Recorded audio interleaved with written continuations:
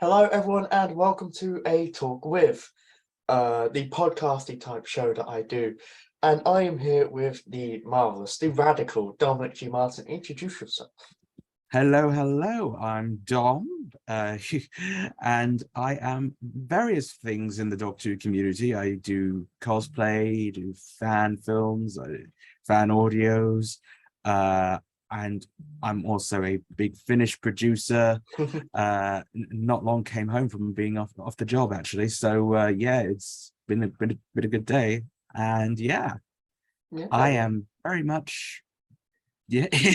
glad to hear it. Glad All to hear good, it. yeah. There's a lot of things going on. And I'm just Yeah, taking everything in its stride. That's it. Well, no, that's not the right saying. Is that the right saying? that is the right Taking saying. I think it is. Maybe. my stride. Yeah, taking Yeah, everything in my stride. There you go. We that worked sounds it out right. eventually. Probably. Maybe. Yeah.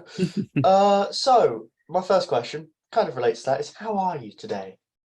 all right. I'm all right. I'm pretty chilled. I'm pretty decent. I'm a bit tired, but it's all good. I am feeling fine. Yeah, I think That's that's good to yeah. hear. I'm not feeling bad. I'm feeling good. I'm feeling mellow yellow. Yeah, it's all good. Yeah, feeling good. Yeah, that's good to hear. I hope that answered your question. I said the word good probably too many times or something.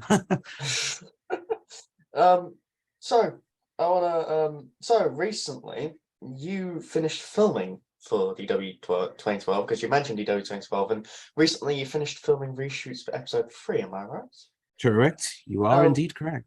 what was that like? What was it like finishing that episode and filming series 5 in general?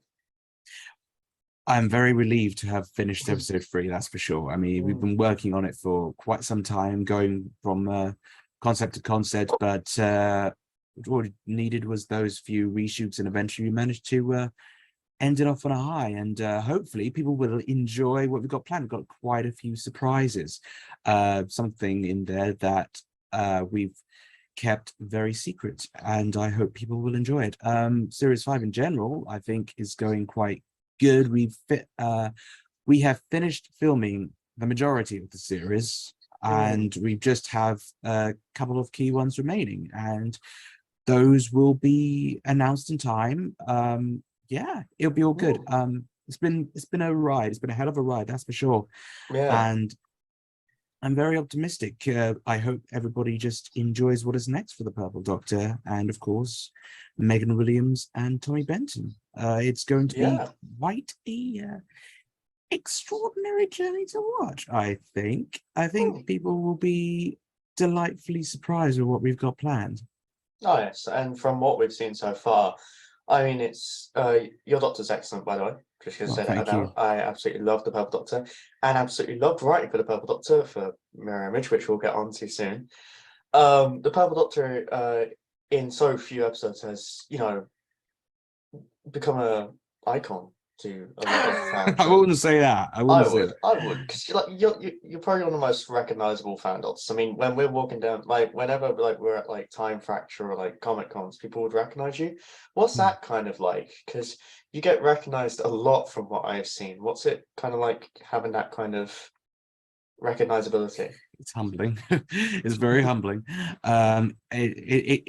It's not something. It's never something that should be taken for granted, Mm, because it's very much. It is. It feels very. It's difficult to describe how it feels, because there's sometimes you're like, oh, that's so very sweet, and sometimes like, I don't want to be perceived.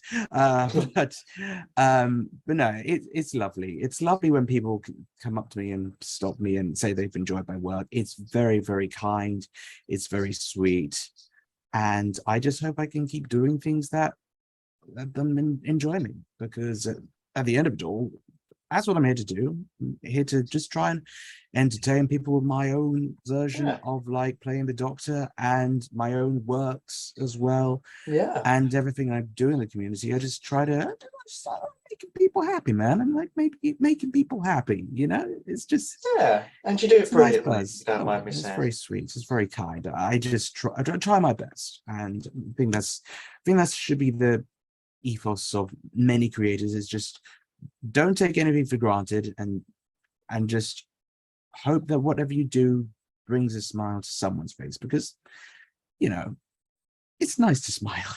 Yeah, I mean that's really sweet. I mean that's definitely the way creators should look at it. I mean, I think it was only a talk with Gary Russell in which he asked me why I do what I do, Yeah. and there were many reasons, but one of the main ones we kind of stuck on, and the ones that I've stuck on since, are just to have fun and to you know, deliver people the same level of fun in because that's why we do this at the end of the day, is, you know, to do something that we enjoy, to express ourselves in ways that we enjoy doing, and through that enjoyment of expression, other people will enjoy the work. I think Exactly. that's a really, really nice way of looking at it. On a different sort of question now, because you do a lot of cosplay videos, a lot of Yeah. marvelous cosplay videos, and recently we've had a few new Doctor costumes. What are your thoughts on the recent Doctor costumes? From like Power of the Doctor, the mashup costume, to 14 to 15. Oh, I really like them all. I mean, they're really cool. I think my favorite of them so far would probably be 14's outfit so far. Yeah. I love 14's outfit. It is just so cool. It's the coat and the checkered pattern on the waistcoat, trousers. It's just such a good vibe. I really, really vibe with it. I really enjoy it. But that's not to say 15's outfit is no slouch, because that one is also really cool. It's very different. It's very shooty. Yeah. I mean, very shitty. he is a bit of a style icon in himself, because you see some of the outfits that he wears just on the regular at this point. He knows how to dress. Oh, Very definitely. much so. And he's such a stylish man in general. Like, he's Yeah. so cool. And he's bringing that to his Doctor, and I really like it. The color scheme is certainly not one I expected, but Yeah, me neither. I'll welcome it. I imagine we'll be getting different colors of jumper, so Oh, it'll be cool. definitely. Yeah, I certainly hope so, because I want Shooty to kind of be one of those Doctors that has so many variants, like akin to Pertwee. And I've said that on quite a few episodes that I've recorded this year, because the costume and the 60th is naturally going to come up a lot this year. Yeah. And you know, I've discussed things such as spin-offs a lot, and naturally, the 60th is, well, it's a huge year for all content creators. How are you kind of going about it this year? Because you've got quite a few projects coming out, such as the Arkytekt, and without spoiling future stuff, of course. What do you kind of have planned, and how are you going to go about celebrating 60th? So the 60th, well, there's a lot of cool things happening. So, I mean, I'm involved in a good amount of cool stuff that is going on. So, obviously, first thing that springs to mind immediately is going to be the Dwem 60th that I'm involved in, along with multiple people involved. So you've obviously you got Eamon, Aiden, Connor, you got so many, you got George, Dan, Anya, all of them. Dan, Anya, Chelsea, and they're all like, everyone is there. And of course, Kenna, my delightful Valo Doctor, will be involved in my regard as well. Oh, and yeah, it's gonna be wild. I mean, I'm still trying to remember everyone who's in it. It's like with James as well. Oh yeah, James is in it. Then again, James is We've in most mentioned Connor, haven't we? Yeah. We've mentioned Connor. Here's just me, just, you know, this is inevitably going to be in a it's me digging a hole, waiting for me to forget somebody, one of us to forget somebody, and then they'll be like, why didn't you mention me? And I'll be like, it sounds like we've got everyone. I hope, maybe. Well, yeah. I should hope so. Oh, and yeah, Northern Doctor as well. Oh yeah, Nathan. Sorry, Nathan, you're watching. There we go. Yeah, there we go. That is everyone, isn't it? That is not everyone. To see, as I'm talking to you, I've just received a message from a channel pup who is over there in the room next to me, and he is just saying, "Why haven't you mentioned me? Do not quote me." He doesn't want to be perceived, so here I am perceiving him. Are you all right? Shut up. Yeah, you see, he is perceived. Hello, Will. He doesn't like it. Oh, Rory says hi. Hi, Rory. Hi, please respond to my messages about being on a talk with. Don't worry, he's already said to me that he wants to be involved, and he's just waiting for some time in his schedule. Last Universe is something I'm very, very much looking forward to. I mean, I was asked to be a part of it. Very, very cool. Very excited to be a part of it, and it's going to be such a cool celebration of all things in like the Doctor Who fan multiverse, because it's got so many people involved and it's so much fun, and the script is really good. Wonderful stuff by Eamon, and it's just going to be a massive adventure, and I really hope people enjoy it, because I'm sure people having will. just seen how it's all turning out and how much work and how much effort has been put into it over this grand period of time, it's going to be something special. I really do think it's going to be cool, and I can't wait for people to hear it. It's Yeah, like a massive crossover between so many doctors, so many characters in like the grander scheme of fan content. Appearances from people that you might not even be expecting. It's just yes. wild. It is really wild. And those who are into fan audios are going to be in for a massive treat. So 100% definitely tune in for it. And of course, I love the Arkytekt's role in it. Oh, He's very yeah. good in it. I He's very mean, good. talking of the Arkytekt, what's it kind of like? Because of course, recently we did Mirror Image. Yes. Uh, Recently released Mirror Image, and the Arkytekt and the Purple Doctor finally meet, a destined meeting finally happening. Yes. My first question about that and Last Universe is, what's it like playing the Arkytekt in different series, like other people's series? Because of course, it's your own character. What's it like bringing other people's words in terms of the Arkytekt's life and Yeah. moving him around, and because he's a very flexible character in that he can do that. He's very much. But what's it like? What's it like doing that? I find it fun, personally. I love it when other people are interested in the Arkytekt and want to like use him. I mean, obviously he can't be everywhere, because then I only have a limited amount of time. But stuff like Dark Days, he plays a great role in, and you've done him very, very well. I really love how you write him. And so it's not often that people write for my characters that are, say, aren't me or Luke, or so it's like, it's really cool to be able to explore different ways of like this character and how he can be in a sense characterized, although Yeah. I always like having to like just make sure he's still the Arkytekt and things don't lie too far away from his natural characterization. Yeah. But other people just how other people perceive and write him is something that will never not be fun for me, because he is a very malleable character, especially in this form, in his godly form. In his more depowered form, which will be explored in the Arkytekt series, is definitely a lot more he's definitely a lot more out of sorts, because he's in a position of which he is not comfortable at all. He's out of he's not in good. Yeah, he's out of his depth. He's not in control of the situation, and he's now got a constant voice in his head, which is now driving him mad. So it is certainly crazy. It's such good. That's the thing about the Arkytekt, is that I love exploring layers with him.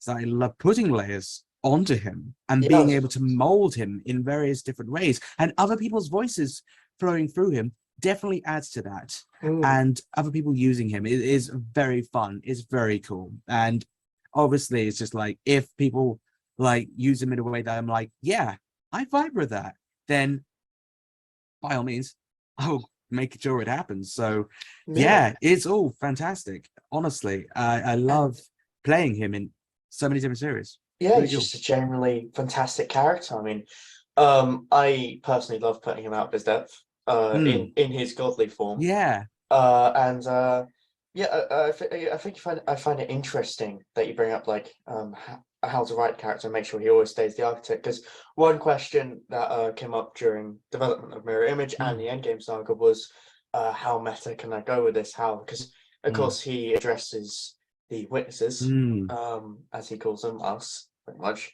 Yeah. And because there are a lot of meta happenings in Dark Days, it was just a matter of getting the right amount for the Arkytekt. Mm. And yeah, it's also interesting you bring up putting him out as depth, because I feel like taking a godlike character and putting them out their depth is the best way to write godlike characters. It's my favorite way of doing it. And, you know, of course, the omniscience and everything, but taking that omniscience and throwing it away pretty much, and just putting these in such vulnerable positions, that it's an interesting way of doing it. What was it? Where did the idea for the Arkytekt come from, and what was it like developing the character? So the idea for the Arkytekt came from my love of anthology shows.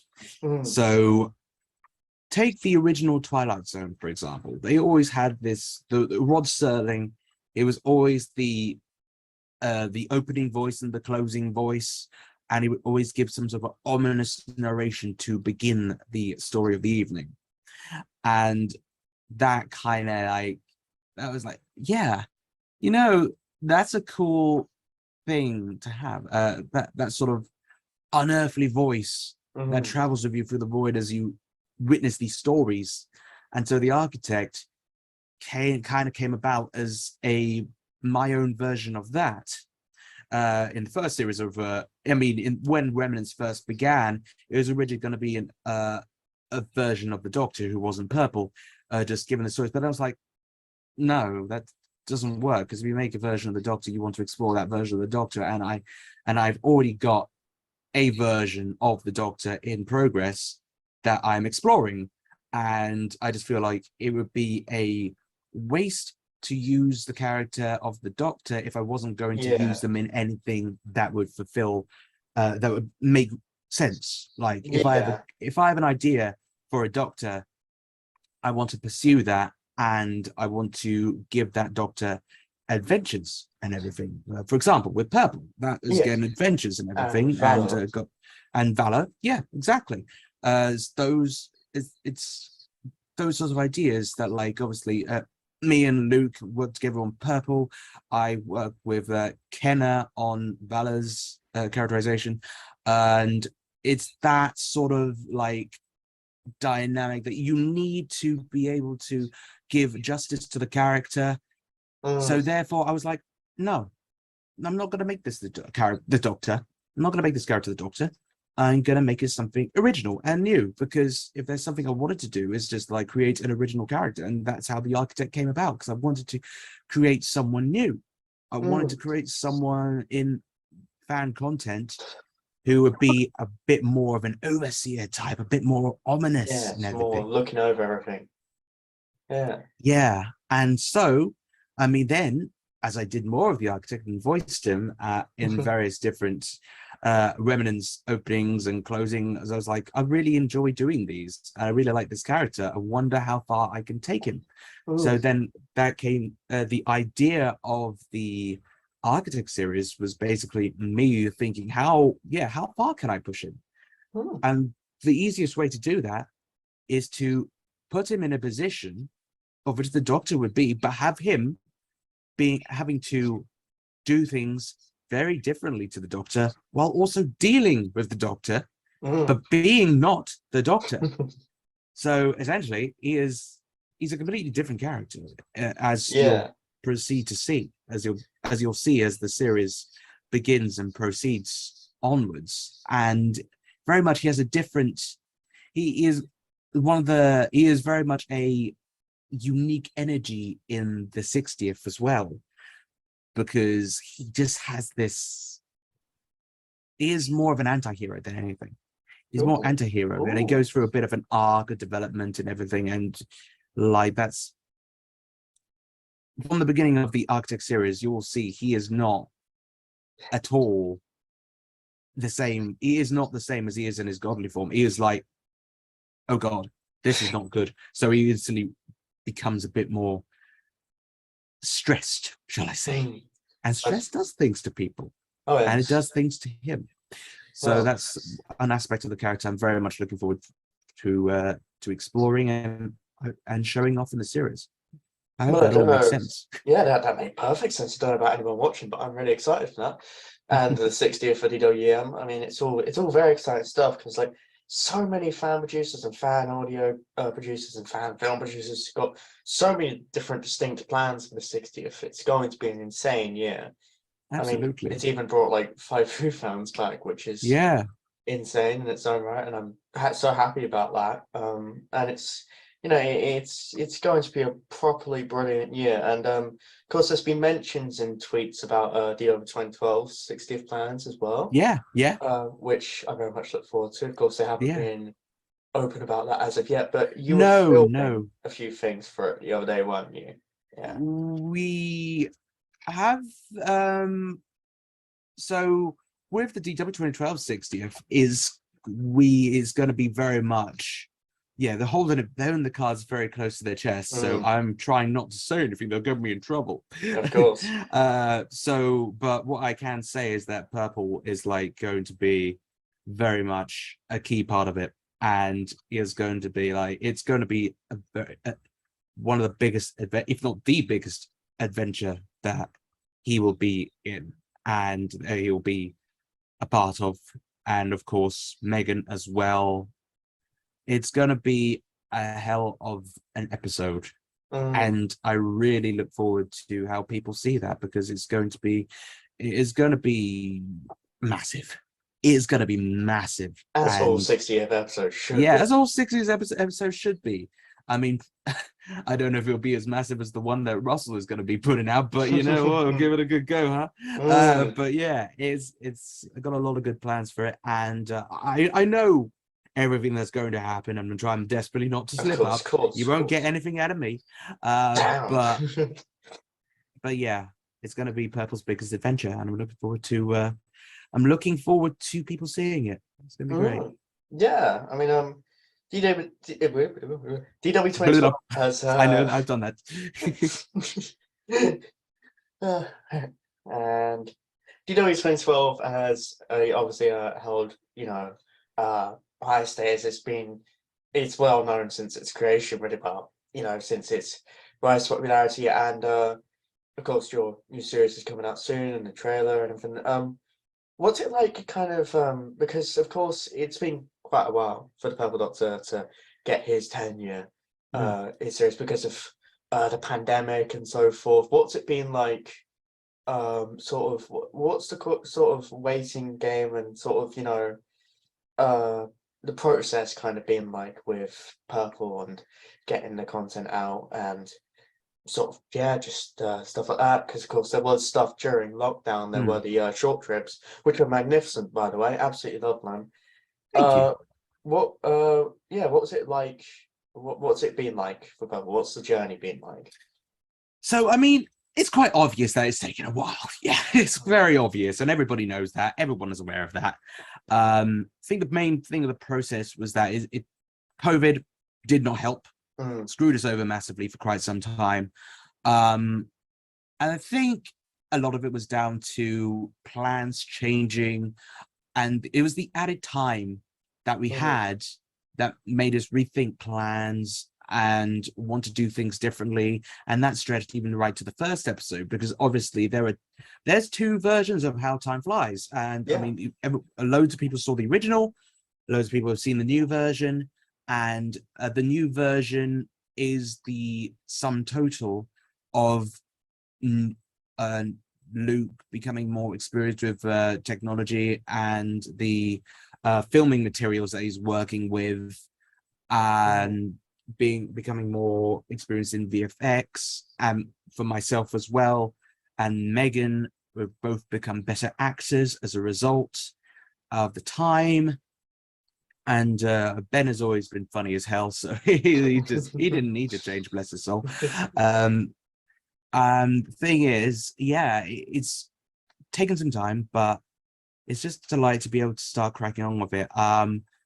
2023 should unequivocally, without a doubt, have the most Purple Doctor episodes airing in a single year. Well, that's Because I good to know, hear. yeah, I mean, almost by default. I mean, the current record is about 2. So if we don't crack that, then I don't know what to say to you. We're definitely going to crack it. We're definitely going to crack it. It's definitely. I'm looking forward to the rest of Series 5 being out by the end of the year, and that's our aim. That's our goal, and we are doing our best to stick to it. And I know when the next episode is coming out because there's currently being edited as we speak. And if we remain on track for that, folks won't have to wait terribly long.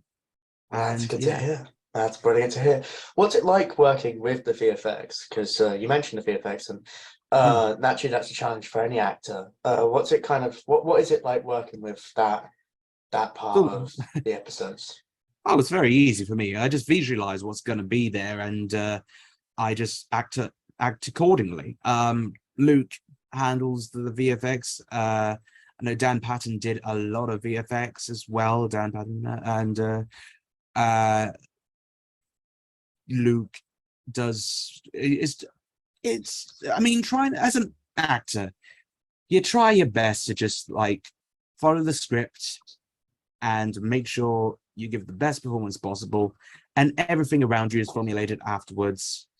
And yeah, it's all very much it's all very fun. It's all very so I mean, Luke is doing the massive amounts of VFX for the series, and so he tells me exactly what is going to happen, what's going to be there, and I just follow along through it and do my best, and hopefully the performance aligns with it. That's the thing. I mean, we've done episode 3 reshoots as well, trying to make sure everything is nailed down, because that has very I know what's happening with that episode in terms of effects, and that's going to be very, very cool, very fun.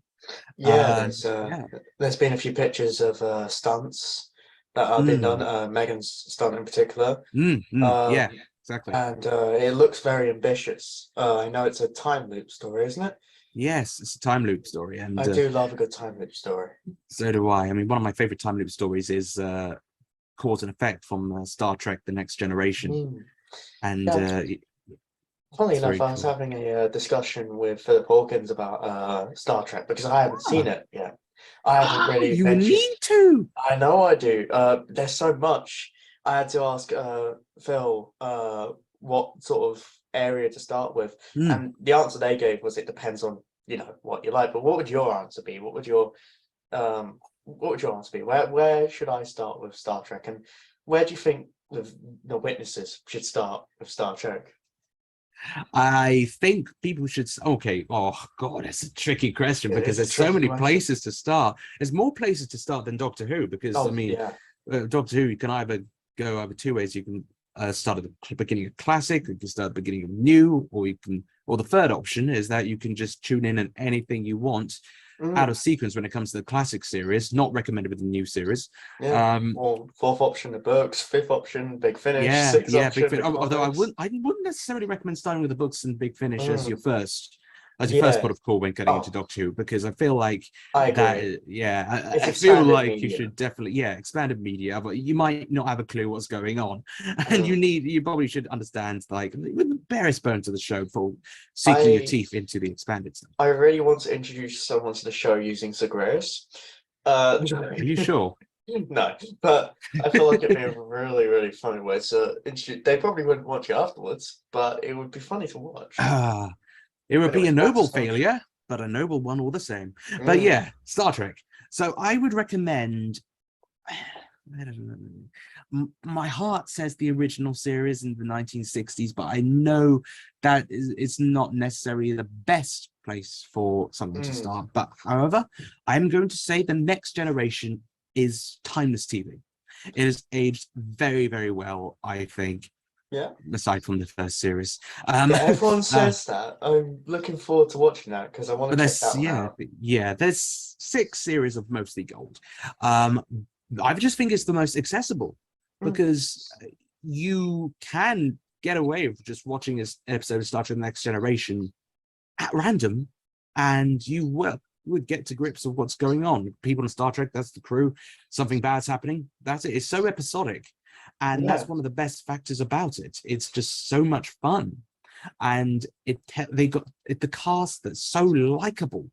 I love the characters. I mean, I could say that about all three of the main 90s Trek shows, really. Deep Space Nine and Voyager. Honestly, you could start at the beginning of any Star Trek show and vibe with it and get into it. If you start at Deep Space Nine, you'll get to grips with that. You start at the beginning of Voyager, you'll have a good time, no doubt, if you just want a nice comfort show. When it comes to modern Trek, it is a bit tricky, but I guess the best place would be Discovery. I mean, Philip said the animations would be a good start for that's Monday. also a good point. Yeah, Prodigy and Lower Decks are fun. They're very good. So if you want to give the animations a go, that'd be fun. I mean, I would say both could use a bit of like experience of the, because they're both set in the TNG timeline. Yeah. The TNG side of the timeline. So I mean, added research benefits your viewings. Like if you've seen Deep Space Nine and Next Gen and Voyager, you'll get greater enhanced viewing pleasure from Lower Decks, and especially if you've seen Voyager, you'll get massive viewing pleasure from Prodigy. And if you've seen the original series, you'll love Strange New Worlds all that more because it's a prequel. Yeah, I mean, there's plenty of it all. In a way, ties into each other in a nice little bow. And I think that whichever one you start off on, whichever what will be your first Trek, it will stick with you, and it'll be a nice benchmark for you to go into other Treks. Yeah, much like Doctor Who in that regard. Yeah, much like Doctor Who. And something else I want to discuss with you is a specific photo that was taken the other day in the Big Finish car park. A legendary photo.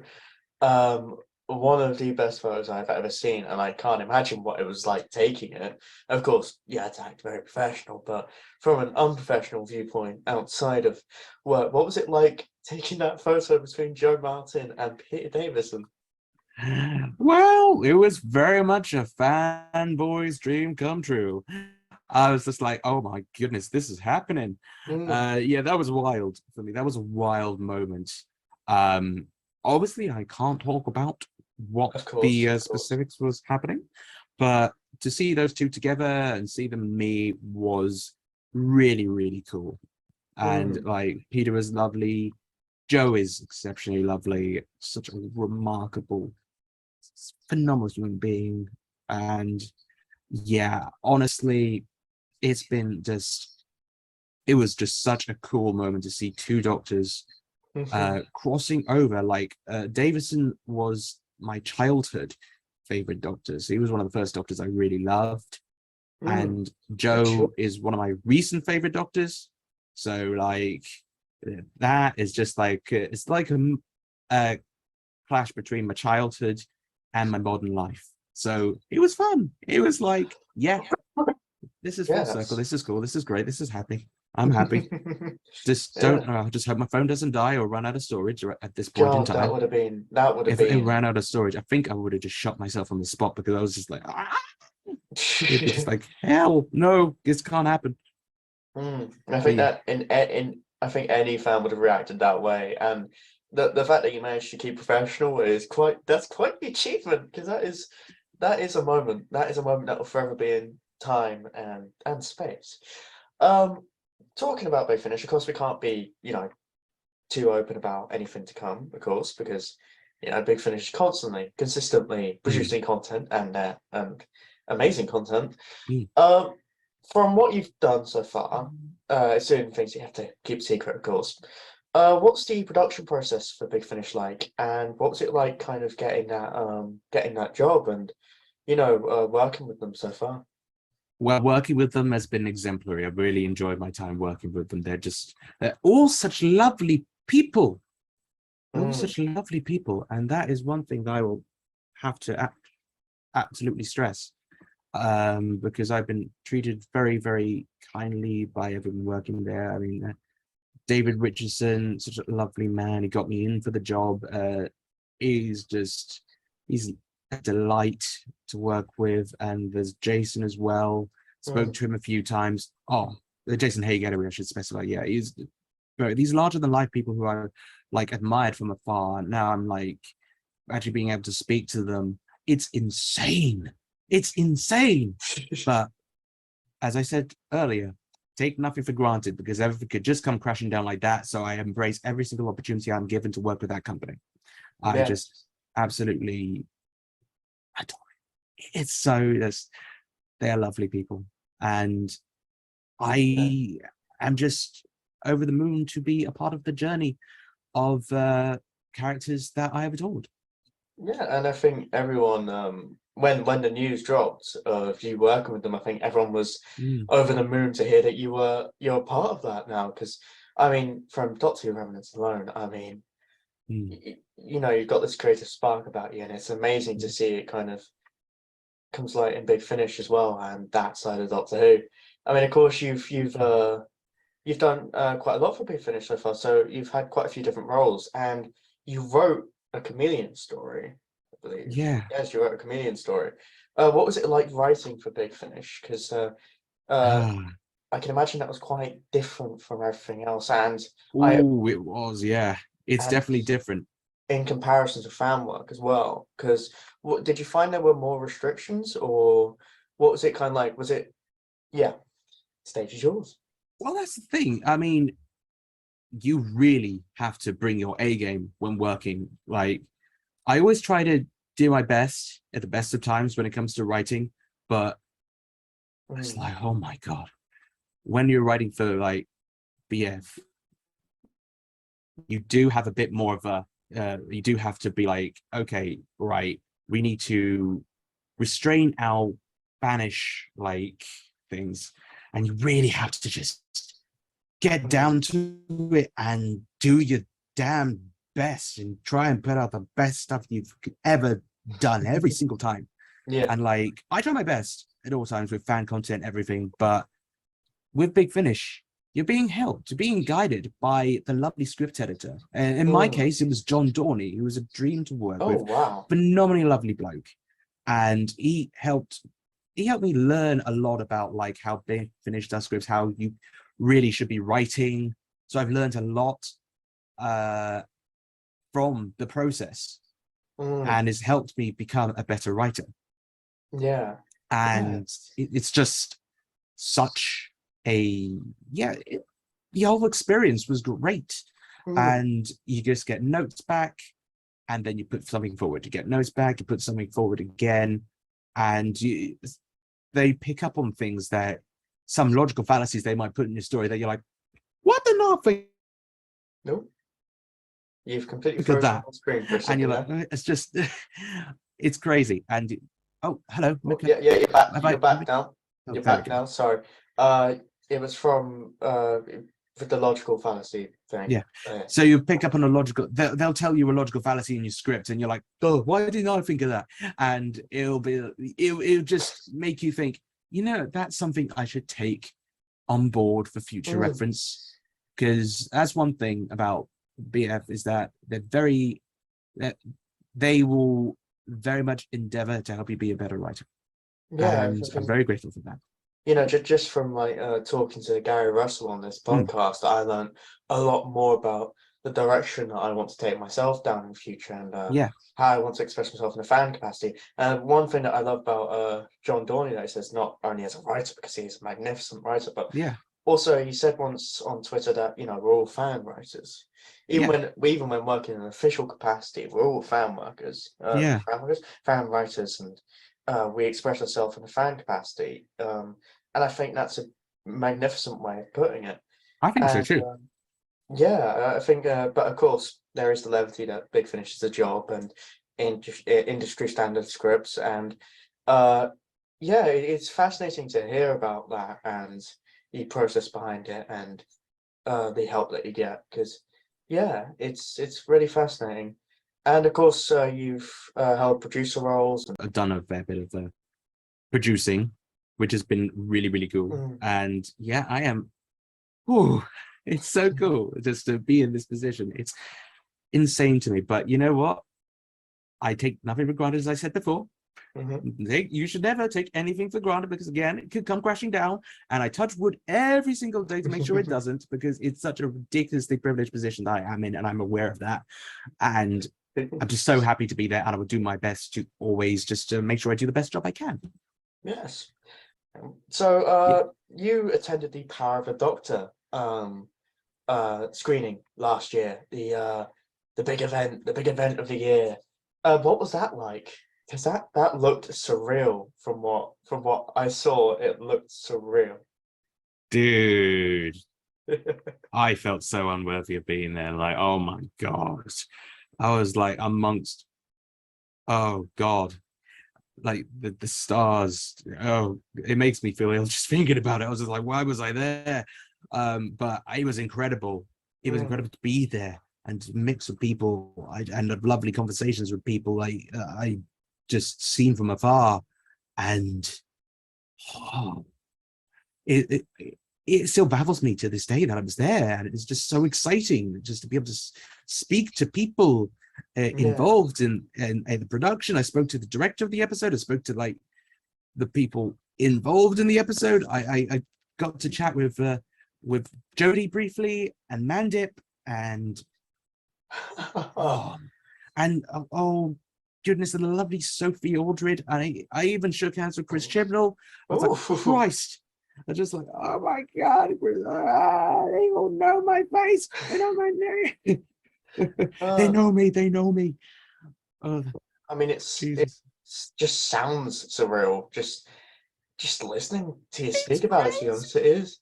It was insane. I can't believe I actually got like invited to it. I don't know what I did. I was just like, it was such a lovely event, and honestly, huge thanks to the wonderful team of the Doctor Who social medias of just being so like incredible, and they're wonderful people. They really are wonderful people. There's everybody who's like worked on the show, just I've interacted with. They've just been so damn lovely.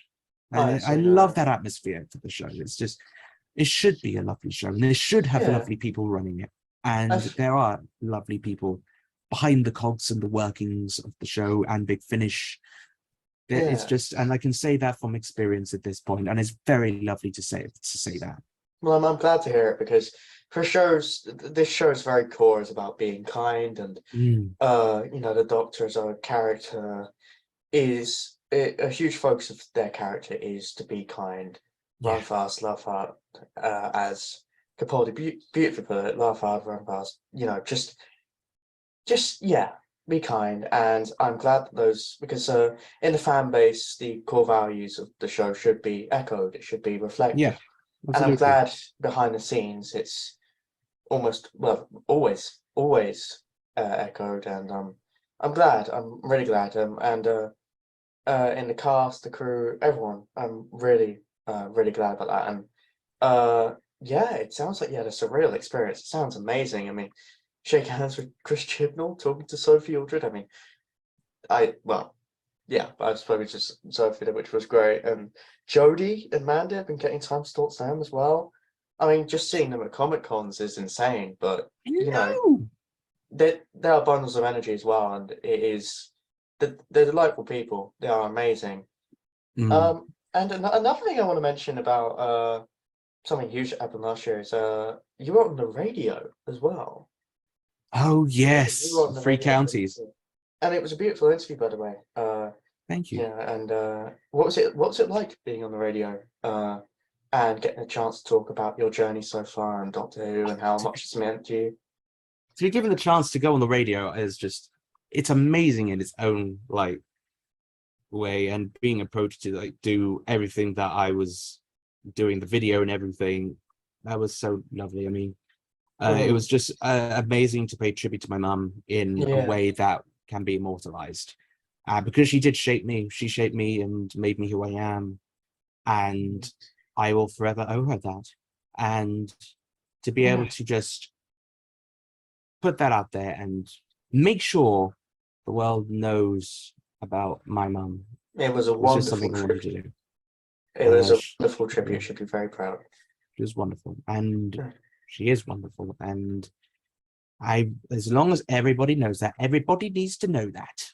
Well, you heard it here, everyone. Yeah. So it was a wonderful trip. Big up Beverly, love Beverly. And so going on to other things that happened that year as well. I mean, Yeah. well, this year actually, now that I think about it more, Mm. Doctor Who Remnants Series 2 has come out Mm. now.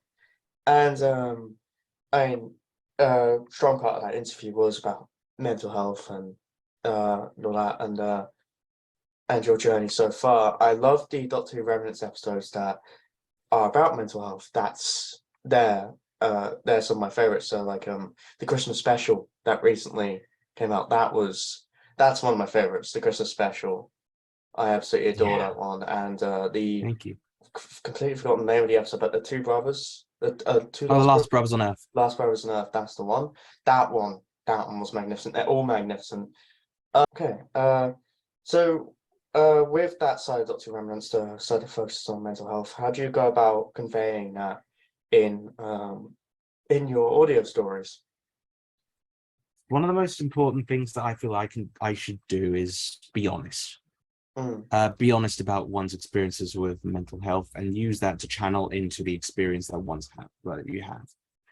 I think that is honestly the best thing you can really do, because there is no better witness than yourself. Yeah.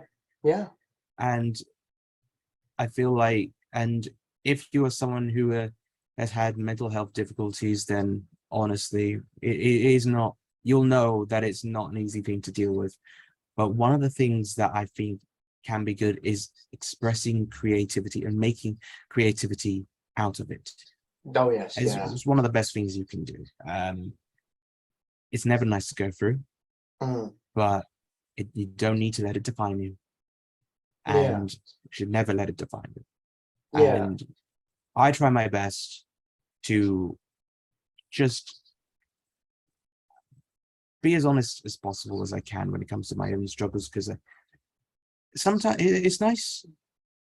I was always sometimes a bit too proud, I guess, to want to accept help, but sometimes things do get easy if you just accept help. I'm not going through the easiest time at the moment, because I am still technically, it's like nearly my third month of being without a home.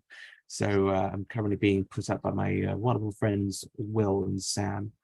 So and sometimes, you do think, there are things I could have done things I could have done differently. But that's certainly not the way to go about it, because you can't do things differently. But exactly, we can move forward in ways that we can develop and grow and evolve to be the best that we can. And I completely respect and adore the kind of mindset of putting your with caution, of course. yes, of course. If you're going to write about mental health and your experiences, you've got to take Has caution. to be sensitive. Has to be sensitive. I think a lot of mirror image actually came from because I like to channel quite a lot of what I went through last year into my work as well. I think a lot of mirror image and other I think a lot of a few other audios I released last year and this year will be and have been centered around mental health, and I think it's such an important topic to involve in fan audios and audios in general. I know George Gadira, his doctor has a huge emphasis on mental health that we've discussed. Yeah, exactly. And I think Purple does as well to a degree. To a degree, yeah. That was one. At first, I did struggle to find ideas on how I could get the Doctor and the Arkytekt to meet, but then the theme of mental health came into it, and then it kind of clicked. This is what I want to do with these two characters, and what I want to explore. And especially with your Doctor, because your Doctor's in quite a predicament at the moment on Earth. Just a bit. He's a bit stranded. Yeah. So it was really interesting to explore that side of the two characters. What was it like playing the two characters in one story? Oh, it was a great experience, actually. I was just Mm, going between the two and being able to focus on my vocal differences. Like, it's a subtle change. I mean, purple is basically my natural voice, if a little bit more pronounced, and where Arkytekt has a slightly higher range and is a bit more theatrical and posh. yes. So is very much a bit. The differences are notable, but Mm, hearing them side by side really like puts it better into perspective. So it was great to actually act out both characters in that regard, and it is just fun to have the two meet, because I've always wanted the two to meet, and I always wondered how they would actually respond to each other. But you know what, it was marvelous coming from your hand, to be honest. no, So it's coming from a witness, someone who witnessed the characters. This is how it would be, especially in the wartime setting as well. So it's mm, not just a meeting for meeting's sake, is actually there for a reason. And I like that. I like that it's actually for a reason. I'm glad. I'm really glad. And I really enjoyed writing it. Really, really did. And it was an entertaining edit as well. A really entertaining edit, and it was really. I found the two performances to be distinct enough to find it with ease to edit. Really, it wasn't any difficulty at all. Of course, with the Arkytekt, I did a bit of refurb Yeah, just to make it help obvious. people, Yeah. just to make it just a tiny bit more obvious, even though the performance in itself No, no, did no. I that understand. I just respect fine. it. I would have done the But same. Trust me. mm, but yeah, moving on to one of the first times that we met actually. Oh, I remember the first time we met was at the BFI, and yes, it was what was it, Evil of the Daleks. I believe so. Yes. Yeah, and then that was a few weeks before the Comic Con, which is my next topic. I had Phil on here the other day. That episode is coming out after yours, because I thought releasing yours right after Mirror Image just works hand in hand, Yeah. really. Fair. That's fair. But I talked to Phil the other day, and I asked about his perspective on the event as a whole and what it was like, before and during. I'd like to ask the same to you because, of course, for anyone who hasn't seen it, me, Don, Phil were on Jack Reeves's amazing Comic Con panel from I know. Yeah. that was 2021, wasn't it? A couple Yeah. of years ago. Yeah. Yeah. What was that like for you from your perspective? It was great. It was wonderful. It was nice to be in front of an audience. It wasn't so good when I realized, oh God, my knowledge of Doctor Who other creators is slightly more lacking than I needed it to be. Whereas Mm. my knowledge of Doctor Who was actually, that's quite good. Oh God, I know nothing else. And then you're like, then you're struggling, because obviously it's about the community. So Mm. you beat me because you're just a brain box in everything. I wouldn't say that, but thank you. You are good. You're Uh, very good, and you're very much ear to the ground. Whereas I'm just too busy to. you're I'm brilliant. just too busy. But honestly, yeah. It was a great experience to like be in front of an audience and talking and being on the panel and everything. It was a lot of fun. I really enjoyed it. Mm. Yeah, it was just a great time. The Yeah. Comic Con experience. I've always done comics. I love Comic Oh, Cons, yeah. and I do them like every year, Mm. because it's just a great way to see my friends, a great way to meet new people. Yeah. It's fantastic, I think. So being able to like be on part of a panel, yeah, Mm. it's pretty nifty.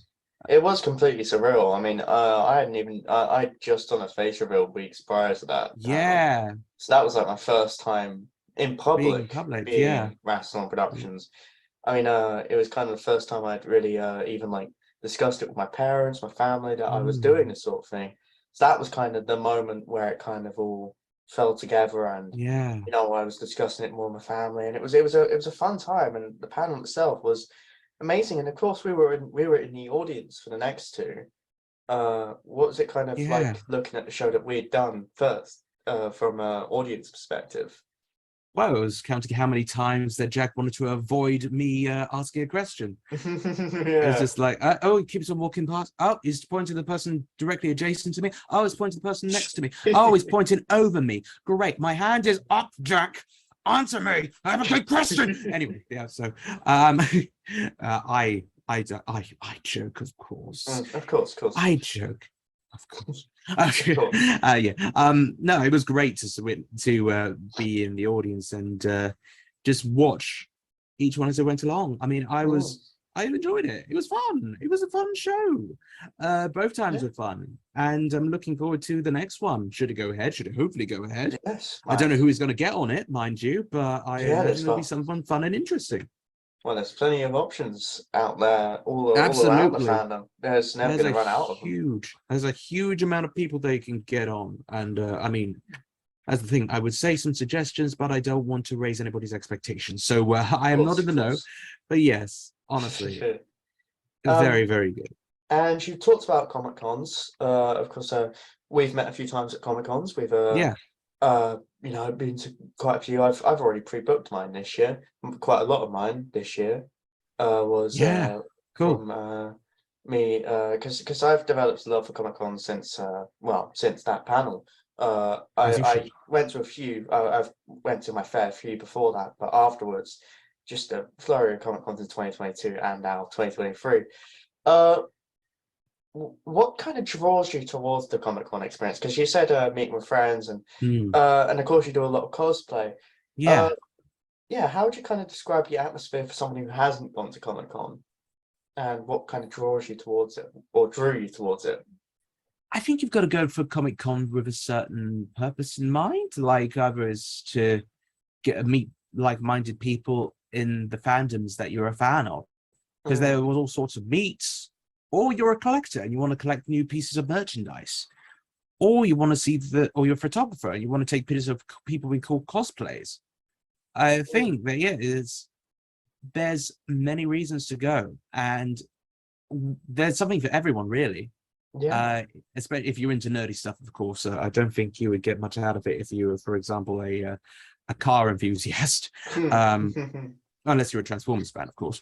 But yeah, it's really my main thing about it is like going to cosplay and going to meet people, because it's just it's where everybody converges. It's Yeah, where you find people converge, where people meet, where people have fun and discuss things. And I've made some of my best friends through Comic Cons. And likewise. yeah, Yeah, it's honestly, and if it wasn't for certain, I mean, my entire life has been a systematic amount of life choices. And if it wasn't for Comic Cons, if it wasn't for like getting into the Doctor Who fandom at large, there's no way I would be friends with any of you guys. yeah. Like I wouldn't be Me friends with neither. like I wouldn't have met Channel Pup. I wouldn't have met anybody. Yeah, Um, yeah, because I wouldn't be in this sort of sphere or circle at large. It just wouldn't happen. So yeah. like, yeah, I Yeah, wouldn't have met anybody. And I it's can weird to think how safely say different the my same life about would be. myself. Yeah, Yeah, I can safely say the same about myself. I mean, yeah, Comic Con, as of recent, as of 2022 in particular, played a huge part in my life in meeting people within the fandom, and it definitely because I enjoyed it so much, and it was it was a difficult year yeah. at the beginning, and through Comic Cons and through meeting people there and through uh meeting people who I already talked to online Mm, and through the Doctor Who circle, it's become so important, it's so lovely to go to them. It's yeah, definitely got that sense of community to it, and absolutely. it's a great place to just meet friends and hang about all in cosplay and Mm, running to Matt Smith walking down the corridor and, yeah. just tons of surreal moments like that. And I love the surreal aspect because you just see like Jabba the Hutt talking to um, Harry Potter, talking to uh, uh, uh, All sorts of Spider-Man, people. all sorts Yeah, of people like the Terminator fighting Chewbacca. yeah. Uh, and it's got that kind of surreal aspect to it I love as well. And you've done a few cosplays. Well, you've done quite a lot of cosplays outside of Doctor Who. Mm. My particular favorite of yours was Shadow the Hedgehog. Oh, thank That you. was a very good cosplay, very I was uh very happy with that. quite an ambitious one as well. But what's your favorite cosplay to do outside of Doctor Who? It's a very good question. I mean, I enjoy very much doing I enjoy doing anything Star Trek related. I love being Geordie LaForge. Mm. Geordie LaForge is a lot of fun to do because I have while absolutely that no idea visor, who that is. you have Once no again, idea who that is, and you're haven't going watched to Star find Trek. out. Yes, So I will. yeah, Geordie LaForge is the chief engineer of the Starship Enterprise NCC 1701D. So he is a really cool character, and you will find out about him once you start watching the show. It's played by the wonderful LeVar Burton, and it just is I mean, the visor. He wears a visor because his Yeah, character I is was blind. thinking that. Yeah. Yeah, and I have a replica one of those, and it does hurt your eyes a little bit, Mm. but it's rewarding at the same time. No, yeah, I can imagine it is. And of course, another one I want to mention that I absolutely love is your Anakin cosplay, Ah, which I yes, saw in person, which yes, you was did. it was incredible to see in person, by the way, because you properly went all out, and you Thank always you, go all out with your cosplayers, and they all look amazing. thank you. Talking about Doctor Who again, I at the Comic-Con panel, you said that the series was it Series 7B was your favorite? Series 7B As is my is sorry. is that the case, or what's your Oh, favorite? What's your favorite Doctor Who cosplay costume? Doctor oh yeah. wise. It depends on the day, really. I love Series 7B, but I guess Burgundy 4 would be my favorite Mm, nowadays. mm, The Burgundy Fourth Doctor is I just love it because that scarf has sentimental value yeah. because of my mum and everything, and it's my favorite outfit of Tom's anyway. So Mm. it's definitely my 100% my favorite Doctor outfit. But I also love the red velvet 12th Doctor. Ooh, I absolutely love any Doctor costume with red in it. Any red velvet, any Yeah, burgundy red. something Uh, about red. There's something about red mm, that really is striking to the eye, and it's very nice. yeah, and it's probably my favorite favorite color to wear in general. Yeah, so there's you, red Um, coat Doctor. yes, yeah. I mean, Techno. Yeah. That was a 12th Doctor coat, I believe. Although it's a Hmm. very, I believe it was custom made, and it's not like strictly accurate, which I like because of course it's for Techno, and that's very Yeah. much his own Y- Doctor. But that was Yeah. definitely 12 inspired that coat Yeah. because I love the color. Like it's You make it amazing. work. It's good. Why, thank you. And I want to also bring up your purple Doctor costume because Oh, thank you. I also absolutely love the color purple, and it suits you. And also, Thank you. what was the kind of inspiration for that costume, and what was it like putting that together? So for the Purple Doctor costume, I took inspiration from Kilgrave and Jessica Jones, Mm. who was played by the wonderful David Tennant, and he dressed entirely in purple. I was just like, oh my god, I love this guy's fashion. He's a horrible person, but Horrible person. horrible character. But Yeah. a very well written, but very horrible. But And very well acted. yeah, very well, terrifyingly well Terrifying. acted. Yeah. It's like a dark 10th Doctor. It was a disease. But yeah, I love his costumes. And I was Mm. like, purple is a color that I really want to use as my color scheme. So I just built the costume around that. I mean, the shirt that I wear in episode 3 and 4 is a replica of one of Kilgrave's shirts. Ooh, that's It's, nice. I mean, I Nice. say it's a replica. It's same shirt. It's well, Yeah. not the same one as off David Tennant's back, but it's the Paul Smith shirt that I picked up. Fun fact: you picked up years ago because it was on sale at House of Oh. Fraser, and I it it was a size too big for me, Mm. and it was fairly still expensive. But I was like, "Ah." Yeah, you gotta get it. I Like sent my bank account into the minuses to do so some because, things are worth it. I mean, but it was all right. You know what? It's worth it. yeah. That shirt has served me many years. I Yeah, wore funny it enough, today actually at work. funny enough, I'm actually wearing purple. You can't quite see it in the Hmm. lighting, but it's a purple stripe that I got today. Actually, I went into a charity shop. Oh, I got this really nice jacket as well, blue nice. checkered one. Yeah, charity shops just the best I can imagine. It's uh helps a lot with certain original costumes and stuff like Absolutely. that. And Absolutely. so the next question I want to ask you about is the audio medium in general, and what kind of draws you into that. as a medium of telling stories, because as you know, I just sent you the wrong link to the Zoom call, and I accidentally sent you a link to your previous work because I was checking that out before we got into this call, because to remind me of this question, because naturally you did quite a bit of audio work before Remnants. You did The Call to Christmas, and a few others, and of course the short trips for DW 2012.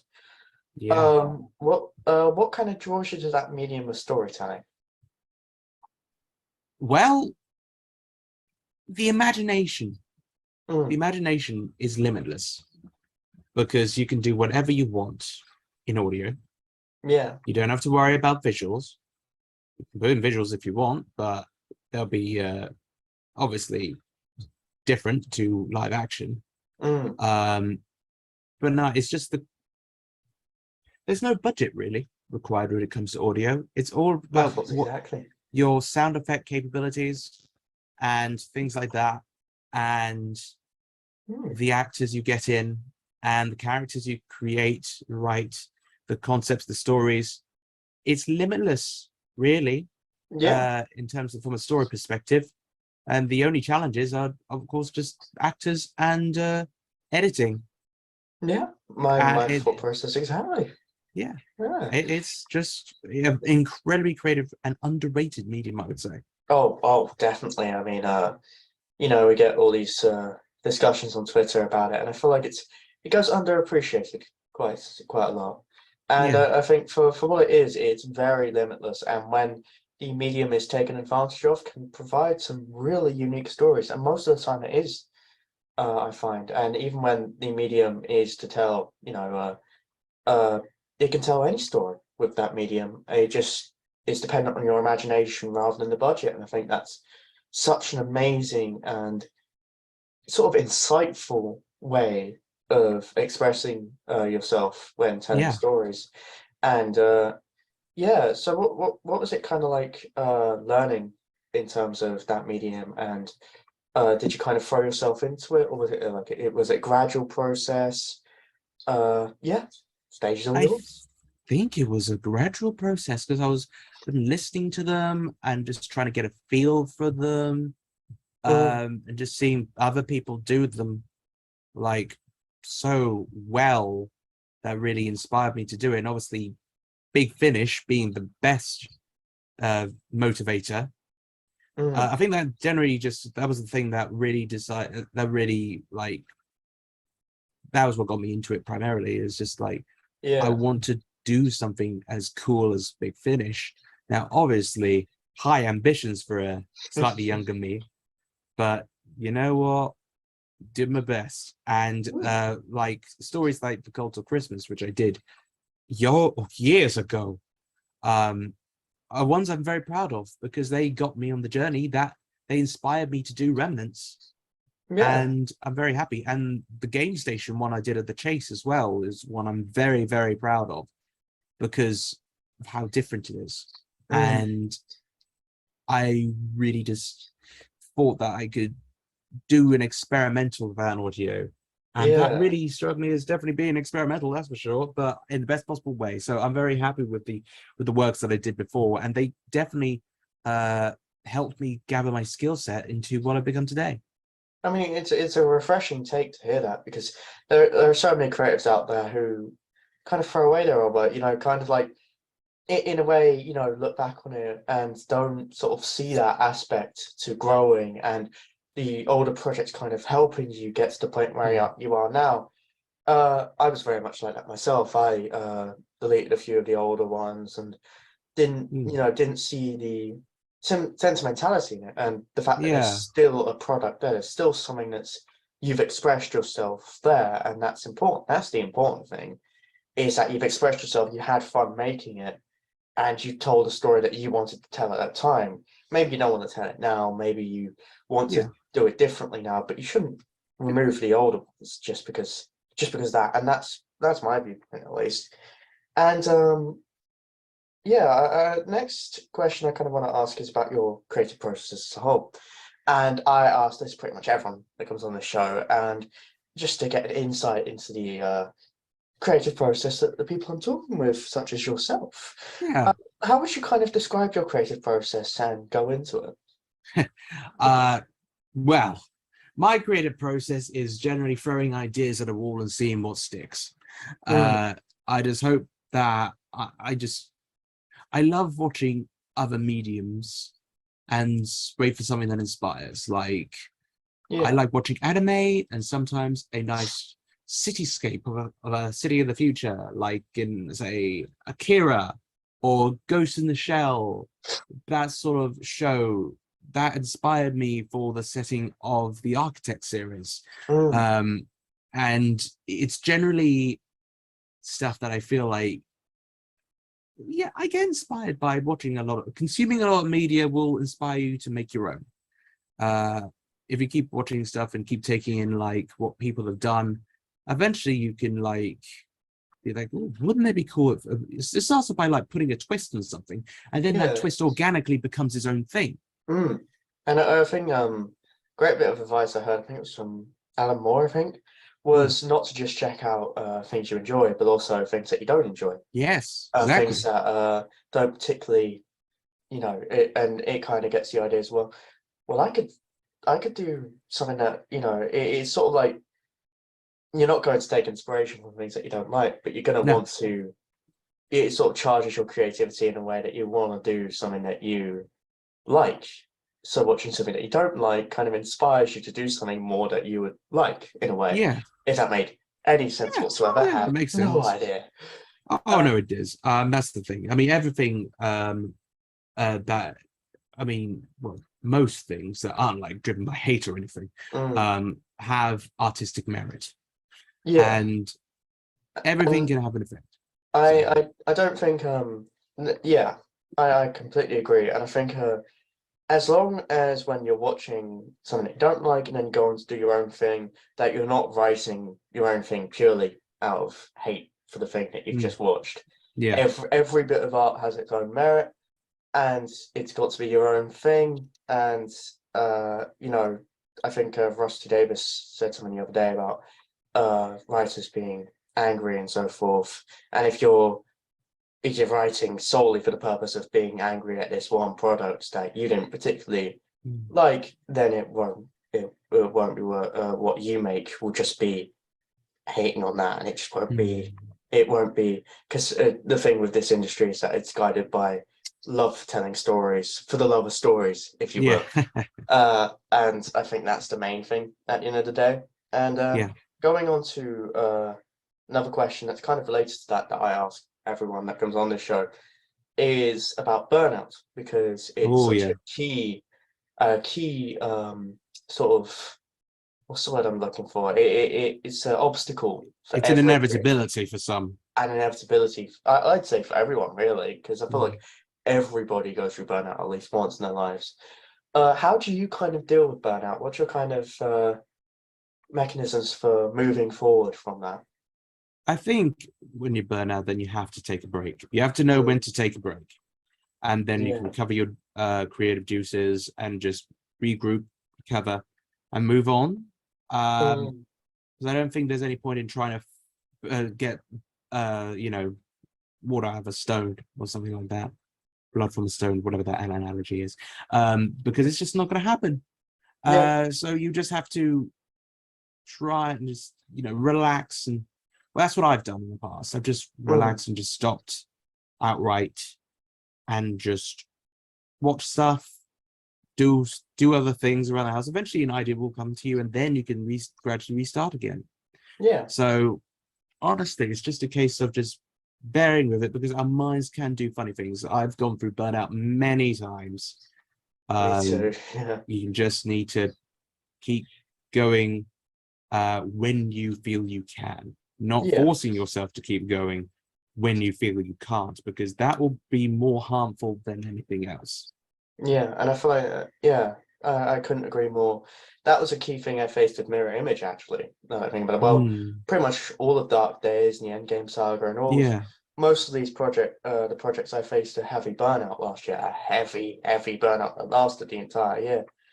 And I feel like that was definitely a factor in writing Mirror Image and how it came out in the end. Because it was I feel like it was a good thing for Mirror Image in the end, because it kind of allowed for the perfect idea to kind of blossom. And that idea in Absolutely. itself was kind of based on burnout, with your doctor kind of giving up in a way at one point, Yeah, and yeah. the Arkytekt being a hand to hold and Inspiration. an inspiration to get back out in their own universe and be a beacon of Yeah, hope. exactly. Yeah, Exactly. and I think, yeah, You conveyed that very well. why, thank you, thank you. And so did you in your performance, may I add. Um, Thank you. and a few more questions Hmm. before my final one. Uh, my first question is, what was the audio to get you into Big Finish? Like, what was the audio you kind of first listened to that started your tenure? Perry and the Piscon Paradox. Good start. Good It was start. fantastic. One of my, oh God, I loved it so much. It's one of the best audios I've ever listened to. And first one that really kickstarted me to get Mm, really into Big Finish. It's a yes. magnificent story. I won't spoil it for anyone who's yet to listen to it, but you Check really it need to out. check it out. Yeah. Definitely check it out because it's got such a gorgeous performance from Nicola Bryant. Such Mm. a brilliant, Ah, she's amazing in it. she really is, and it's beautifully written story. Like, it's just, I can see, I can And it's see. great from Colin as well. Colin's Oh great in it. yeah, yeah, yeah. Everyone in that story is amazing, and it's just, yeah, everyone behind the scenes in that story, all of it just amazing. It's an amazing story. Yeah. My first Big Finish night, I think about it, was the War Doctor, because naturally Oh, I started nice. Which one? considerably late. The Yeah, first box set. Uh, the innocent, something in the innocent. Is it? um, Oh God, I can't remember. yeah, my mind's all over the place as well with that. It was Only the Monstrous.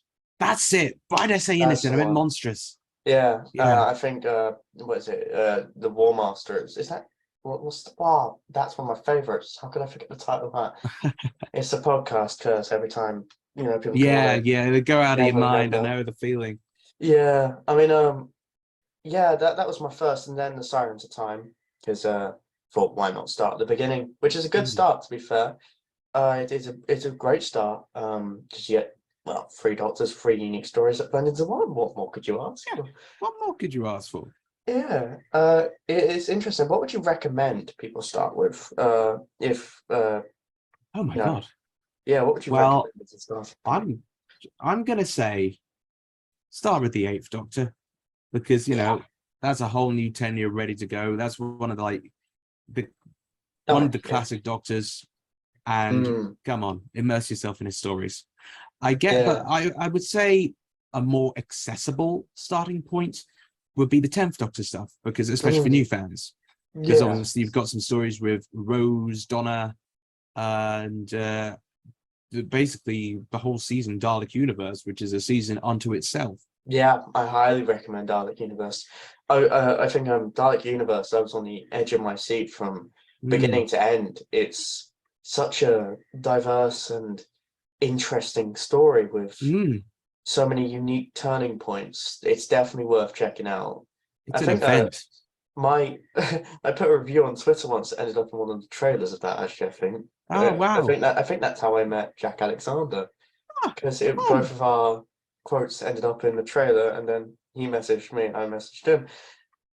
So yeah, that was because of Big Finish, which is brilliant. fantastic. That is fantastic. Oh wow. Yeah. And of course I probably add Ninth Doctor Adventures to that now. Because of Mm, Christopher Eccleston's starting it now, which is yes. amazing. Ninth Uh, Doctor, more stories for 9. mm, And they're easy to get into as well. yeah, Easy to get into. yeah, I absolutely love the Ninth Doctor series, and I met Christopher Eccleston. I think it was a few days after it was announced. Really? It was filming in my hometown. Oh wow. Yeah, that's the time I met Christopher Eccleston, and I remember because like it was for a series for Channel 4, and he was filming. Yeah, it was I waited for like 6 hours in a car park. There was a security guard there, right? I made good friends Oh, with, cool. nice guy. Oh, okay. But then I eventually gave up. I gave Ah, up. yeah. Uh, Mum came and collected me. We drove away. Then we noticed there was some filming going on down the road. Oh, There was this huge crane and so forth. And so I decided to walk over there. and I can see Christopher Eccleston sitting up there. They've been Hey. reshoots, and I was very afraid to go up there and talk to him. And I tried, and I saw behind the scenes everything. It was kind of my first time on a TV set. Oh, well, not set, well, Yeah. location filming, which was insane in itself. And I was taken down because obviously, just a random boy standing there. I got a considerable good amount of time up there. And then Christopher Eccleston was walking away at one point. I was standing there too afraid to go up to him. And he was on his way, hadn't said hello to him yet. I was too afraid to shout to him when he was sitting up there. And the security guard could see that I was just standing there holding my Doctor Who DVD cover in my hand. And she said, go to him. He's really nice, really friendly guy. And I ran. I properly ran and I shouted, Christopher, Christopher. And it was like, for that moment, no anxieties, no doubts, no nothing. And that was a huge game changer because, yeah, it was just insane. And he was a lovely Oh, guy. And I he told him is lovely. how happy it was that he was in Big Finish now. Yeah, Oh, that's pretty sweet. yeah, and he's a really sweet guy, really sweet guy. My final question is, what events this year are you most looking forward to? Because I believe you're going to Gallifrey 1, Gallifrey aren't you? 1. Yeah, that's the one I'm looking Yes. forward to the most because that's gonna my big international adventure. Yes. My God, Is it's Gallifrey 1 you've always kind of set your eyes on and like always wanted to go yes, to? yes, Same here. always Same here. for One day. years I've wanted to go, and this time it's finally happening, and I can't wait. Mm. Well, I'm glad you get the chance to go, and yeah, one day I will go to Gallifrey 1. I really You will need to make for it, sir. this. You will make it. One day, one day, One day, you will be one fine. Do indeed. not worry. And I'll be seeing you at LFCC Spring, I believe. NFCC Spring. I will do my best to be there. Yeah, I'll I be might be a seeing bit broke, but it's okay. you. The curse of Comic Con, of course. Well, at the moment, you are currently homeless, aren't you? Which is, Yeah, yeah. it's a bit of a financial drain. I'll put your Ko-fi in the description, of Oh, course, and thank you. I encourage anyone to support Dom if you can, and Will as well, who's also Yes, absolutely. Will and I are very much in the same Mm, position, and yeah, we're just trying to get by, yeah, doing and everything we can. I encourage people to help, but of course only if you can, and Yeah, of course. yeah, There's a cost of living crisis as well, so we're always very, very grateful for any support we receive. But it's not an obligation. It's not an obligation. mm. You know. Oh, that was one thing I wanted to ask you as Oh, well, hello. actually. Uh, the uh, uh, the rebrand that you've recently Ah, yes. on your channel. Uh, what's it like doing that rebrand? And it's a marvelous rebrand, by the way. Was it Channel Pop Channel who Pub. made the Yeah, rebrand? Yeah. Channel Pub Uh, did it. what are the kind of plans for the rebrand in future? So ideally, I'm just trying to get back into the more swing of things. I mean, because I've been so busy with work, I haven't been able to make anything, but that is going to change next month.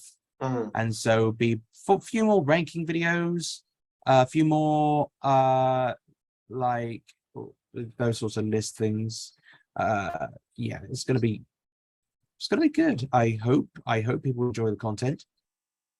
And yeah, I don't want to give anything too much away because mhm. obviously it's going to be the place, it's going to be the home of the Arkytekt series as well, Yes. and just various Who bits and Who the videos whenever they do a new Who news item, I guess. And of course, Hugh Chaser Creative. Oh, Yeah. I've got quite a few questions in my head now because I want to ask you about the chase as well. Another question I wanted to ask you is about your love for the chase Ah, yes, I love the because chase. you do love the chase. I mean, I do love it. you are Who Chaser after all. Oh yes, of course. Where did that where did that love originate? And you know, yeah, and your love for queer shows in general. Oh, well, my mum and I used to always watch the chase. We got into it roughly 2010, 2011, roughly around, I think, series 3. Yeah, series 3 was airing. Mm, And we just got addicted to it because we loved Bradley Walsh mhm, already, but the chasers as well, we loved. And as they've added more to the roster as well, it's just more people that we just mhm, really think are cool and we really enjoy. And uh, I love quizzing as well because it gives a sense of self-satisfaction when you know something. Yeah. such as being able to tell, well, it's just various bits of knowledge that you pluck from bits in your brain that you didn't even know you had. And they just emerge when they need to. It's great to be answered. That's what kind of inspired me to do the Doctor Who version of the Chase of the Channel years ago as well, because it's just like, I find the whole thing so fun, being able to answer questions at speed and get them right and show off your knowledge. It's fun. Yeah, I mean, it is a lovely feeling, and I can imagine it was lovely to share it with your mum as well, and to absolutely. share that TV show and Doctor Who with your mum as well. It's really, really lovely. And I know you probably get this asked this a lot, and I know the answer myself because I probably asked it myself. But who's your favorite chaser? The Dark Destroyer, Mr. Sean Wallace. Yeah, He's awesome, and he's legitimately a lovely guy. I met him for his book signing, and he's really inspiring as well because he is a lawyer. I was risen from like going through the bar and everything. His teachers basically told him that he would never amount to much. Then he went on past the bar, then went to quizzing and became mastermind champion as well. He's such an inspiring guy, and he has such a great story as well. He is really, really, really cool, and he's my favorite. I mean, I love the other chasers as well. Oh yeah. I mean, him and the Cinnamon are probably my favorites. That is fair. Cinnamon is a really cool guy. And a very funny comic as well. Yeah, he's hilarious, and I'm always tuning into the chase whenever I can, whenever it's on. Really, it's a really fun quiz show, and it has something that I love other quiz shows, but there will always be something about the chase that just it's just a nice show. It has that nice feeling to it. It's a nice warm show. And I think Bradley's a huge part of that, of course. Absolutely. He's funny as anything. Have you seen the blooper shows? It's great. They're great. You check them out. Oh, you should definitely check them out. It's so funny. I mean, Bradley gave me my fear of clowns, actually. Because of course, with the Sarah Jane Adventures. Yeah, I mean, if I ever get the chance to go on the chase, I'm definitely telling him about that, because that was a fear that lasted 6 years. But it's quite funny that Bradley Walsh, the funniest and kindest guy on earth, just gave me my fear of clowns. It's it's brilliant. I mean, and I can understand that love for the show. So that was my last question. If you have, it's been a pleasure talking to you today, by the way. It's been a pleasure talking to you too. It's been great. It's always a pleasure talking to you and seeing you at Comic Cons. If you have anything to promote, this is the time. I'll put everything in the description. And so I guess in terms of promotion stuff, I mean, obviously 60th anniversary, you've got the Dwem 60th coming out. That's going to be great. Doctor Who Remnants Series 2 is still airing currently, so I hope people are enjoying those that are coming out. There's one more episode to go, Fallen from Heaven, and that stars Abby Louise, Chelsea Largan, and James Sutton. Oh, great cast. Brilliant. Yeah, very, very cool. As well as that, the Arkytekt series will be airing later this year as well, which is fun. Some plans in motion as well that I can't talk about yet, but they'll come into plan. DW 2012, of course, Series 5 is ongoing, and it will be finished this year. We're aiming for that. And the third episode will be out soon. It's being edited. Anything else? What else do I do in my life? I have the YouTube channel, Q Chaser. My Instagram is Dominus of Time for any cosplay pictures you want to see. My Twitter is Dominic G for any random takes that you might want to see from me. I think that's my life up to this point. And also, and I have TikTok as well, in which I do the speed quizzes. So that'll be I love Dominic the JGM as well. Yeah, I absolutely love the speed quizzes, and I always show them to my friends who I'm introducing to two of my flatmates to see if they can pay attention months after. And they often get them right, which is nice. Yeah, it's brilliant. And of course, I will also be putting their image at the end of this and in the description below, and also the rest of the Endgame saga as well, which the Arkytekt plays a big part of and continues to do so. Excellent. So, thank you for joining me today, Tom. It's been a pleasure. It's been radical, as your doctor would say. It's been wonderful. Thank you for having me. And make sure to subscribe, everyone. I'll also be putting Dom's Ko-fi in the description as well. and Will's, as mentioned. And yeah, thank you for watching, everyone. Bye-bye. Bye bye.